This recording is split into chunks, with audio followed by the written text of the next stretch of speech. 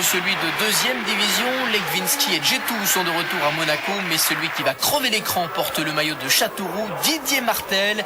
Il passe ici au milieu de deux défenseurs monégasques, trouve Dufresne sur la droite, en retrait pour Chavrondier. Une frappe un peu écrasée, c'était la première occasion du match, elle était donc Castelroussine. Benarbia à la baguette côté monégasque. Et une fois de plus, un caviar de Benarbia pour Ikpeba, la frappe du Nigérian est trop croisée. Toujours Benarbia quelques minutes plus tard pour Jafé Doram.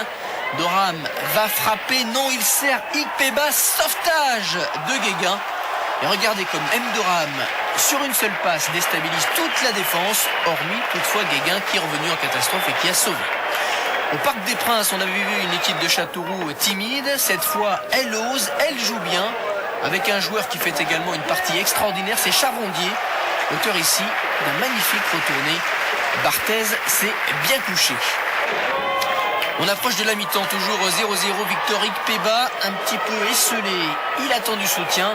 Il va en trouver avec Pignol. Centre de Pignol pour la reprise de Ndoram. 1-0. Et un but 100% ex-nantais. Le premier but officiel du Tchadien sous ses nouvelles couleurs. Le geste est magnifique. Un extérieur du pied droit. 1-0, c'est un score flatteur pour Monaco à la mi-temps. Et on retrouve en seconde période une équipe de Châteauroux toujours entreprenante. Weber, Chavrondier un petit peu court. La défense monégasque cafouille et tarde à écarter le danger. Faute de Sagnol sur Chavrondier, décidément toujours dans les bons coups. Et là, regardez le coup franc qui va suivre. Martel sans élan, sous la barre. Un partout.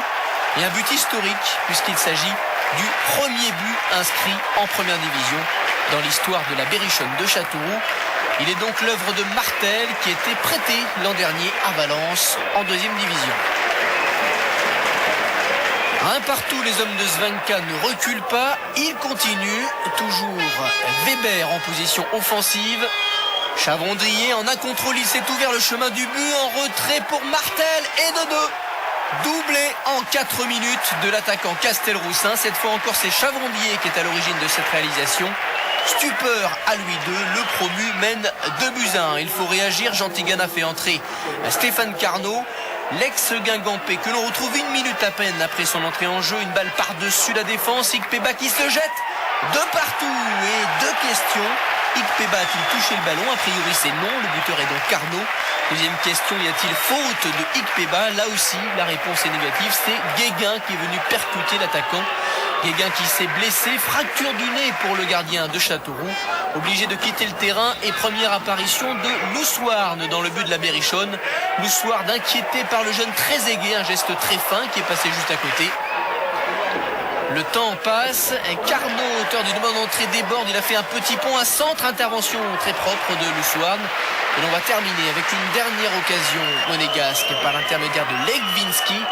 Match nul, c'est bien évidemment un bon résultat pour Châteauroux et pour Victor Svenka.